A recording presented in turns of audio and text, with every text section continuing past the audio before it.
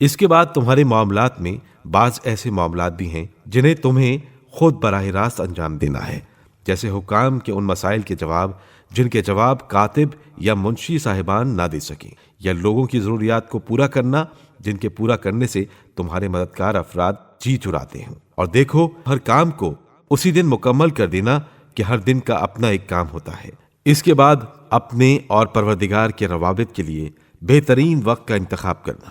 جو تمام اوقات سے افضل اور بہتر ہوں، اگرچہ تمام ہی اوقات اللہ کے لیے شمار ہو سکتے ہیں اگر انسان کی نیت سالم رہے اور رعایا اس کی طفیل خوشحال ہو جائے۔ اور تمہارے وہ اعمال جنہیں صرف اللہ کے لیے انجام دیتے ہو، ان میں سے سب سے اہم کام ان فرائض کا قیام ہو جو صرف پروردگار کے لیے ہوتے ہیں۔ اپنی جسمانی طاقت میں سے رات اور دن دونوں وقت ایک حصہ اللہ کے لیے قرار دینا، اور جس کام کے ذریعے اس کی قربت چاہتے ہو اسے مکمل طور سے انجام دینا، نہ کوئی رکھنا پڑنے پائے اور نہ کوئی نقص پیدا ہو، چاہے بدن کو کسی قدر زحمت کیوں نہ ہو جائے۔ اور جب لوگوں کے ساتھ جماعت کی نماز ادا کرو تو نہ اس طرح پڑھو کہ لوگ بیزار ہو جائیں، اور نہ اس طرح کہ نماز برباد ہو جائے، اس لیے کہ لوگوں میں بیمار اور ضرورت مند افراد بھی ہوتے ہیں۔ اور میں نے یمن کی مہم پر جاتے ہوئے حضور اکرم صلی اللہ علیہ وآلہ وسلم سے دریافت کیا تھا کہ نماز جماعت کا انداز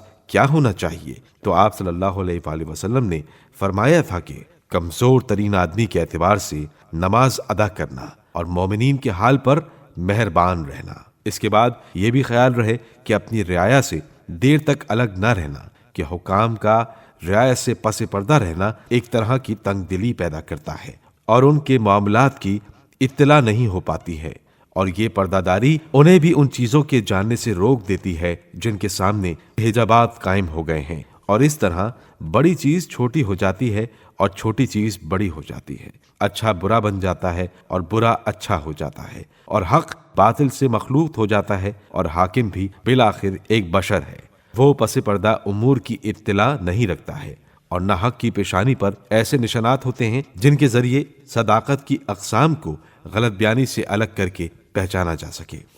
اور پھر تم دو میں سے ایک قسم کے ضرور ہوگے، یا وہ شخص ہوگے جس کا نفس حق کی راہ میں بخشش و عطا پر مائل ہے، تو پھر تمہیں واجب حق ادا کرنے کی راہ میں پردہ حائل کرنے کی کیا ضرورت ہے، اور کریموں جیسا عمل کیوں نہیں انجام دیتے ہو؟ یا تم بخل کی بیماری میں مبتلا ہوگے تو بہت جلدی لوگ تم سے مایوس ہو کر خود ہی اپنے ہاتھ کھینچ لیں گے اور تمہیں پردہ ڈالنے کی ضرورت ہی نہ پڑے گی۔ حالانکہ لوگوں کی اکثر ضروریات وہ ہیں جن میں تمہیں کسی طرح کی زحمت نہیں ہے، جیسا کسی ظلم کی فریاد یا کسی معاملے میں انصاف کا مطالبہ۔ اس کے بعد یہ بھی خیال رہے کہ ہر والی کے کچھ مخصوص اور رازدار قسم کے افراد ہوتے ہیں جن میں خود غرضی، دست درازی اور معاملات میں بے انصافی پائی جاتی ہے، لہذا خبردار، ایسے افراد کے فساد کا علاج ان اسباب کے خاتمے سے کرنا جن سے یہ حالات پیدا ہوتے ہیں۔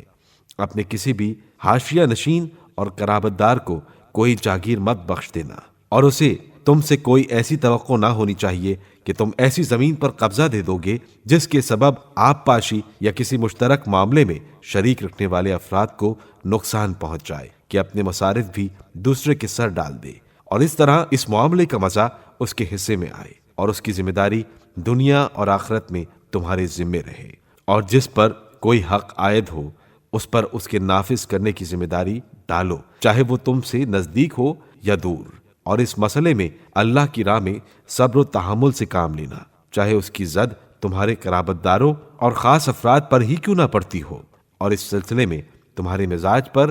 جو بار ہو اسے آخرت کی امید میں برداشت کر لینا کہ اس کا انجام بہتر ہوگا۔ اور کبھی رعایا کو یہ خیال ہو جائے کہ تم نے ان پر ظلم کیا ہے تو ان کے لیے اپنے عذر کا اظہار کرو، اور اسی ذریعے سے ان کی بدگمانی کا علاج کرو کہ اس میں تمہارے نفس کی تربیت بھی ہے اور رعایا پر نرمی کا اظہار بھی ہے، اور وہ عذر خواہی بھی ہے جس کے ذریعے تم رعایا کو راہ حق پر چلانے کا مقصد بھی حاصل کر سکتے ہو۔